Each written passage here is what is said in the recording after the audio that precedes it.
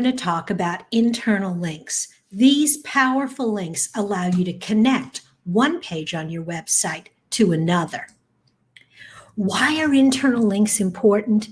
Because they help users and search engines navigate a website. They establish an information hierarchy that tells visitors, both human and robotic, this is connected to this, is connected to something else. And it spreads your link equity and ranking power through the site.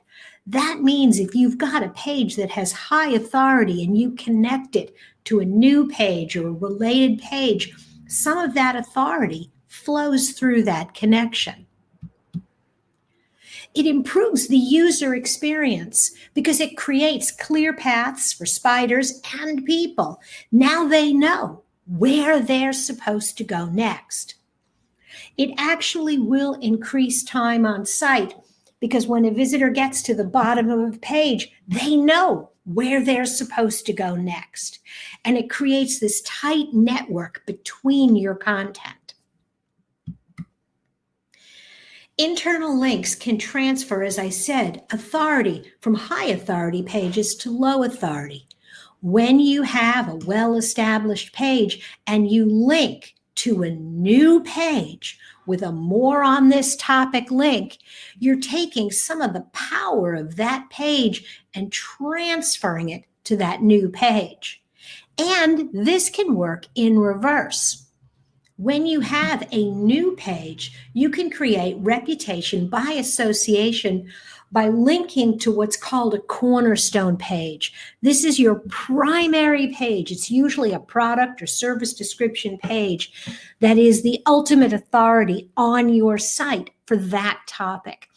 And you can create links to those inbound pages.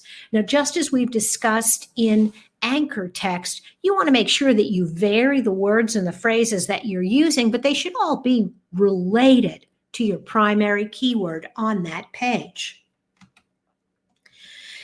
You can use links not only to drive people to related pages, but you can use links to drive visitors through your sales funnel.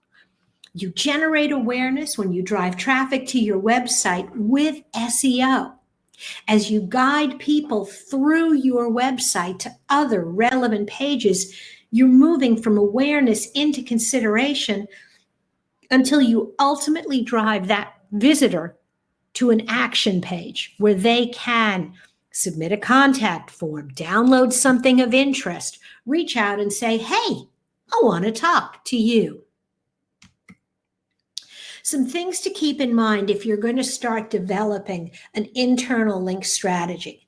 The first is that you have to have lots of content on your website. You have to have a lot of different blog posts and pages that are related. You want to use anchor text wisely, so you're not always using the same word and the same phrase. And you don't want to overdo it. You don't want to have a million links on a page going all sorts of everywhere, because that's confusing to search engines. They don't know where they're supposed to be going. So you want to link sparingly from any individual page. When I say link deep, what you want to do is avoid always linking to your homepage or your contact form. You want to drop, because these pages typically don't have a lot of content. So when you link to them, right off the bat, Google, the search engines, and human beings are disappointed because there's not enough information. You want to link deep into the site to some of those old keyword-rich blog posts and interesting articles that really answer the questions that people have. You want to link naturally. You want to make sure that your content follows a path that makes sense to a visitor. If you are interested in general kitchen appliances, here are some kitchen appliances for someone who's just starting out. If you're interested in kitchen appliances for someone who's just starting out, here's a link to our gift catalog page, because maybe you know someone who is buying a home or getting married. So natural links, and you want them to be relevant. You want to make sure that if you're driving someone from page A to page B, that it actually makes sense. Your link may be invisible if it's buried in a search box or inside an iframe or hidden on a submit button. So make sure you're not burying your links deep in your code. And now when you're ready to start working on your internal link strategy, the first thing you want to do is you want to find your best pages. You can find this information in Google Analytics if you open up that acquisition tab and you look at landing pages and queries. And this will show you some of your best pages. But I also really like Google Search Console because you can get right to the pages and then you can see which ones are driving the most links, which ones are getting a lot of exposure, so they're getting their fair share. And if you click on an individual link, you can even see all the keywords and queries that drove people to that page. So pick 5 or 6 of these pages and start tracking your links. Identify the pages. Figure out what the keyword is for that particular page. Brainstorm some related topics.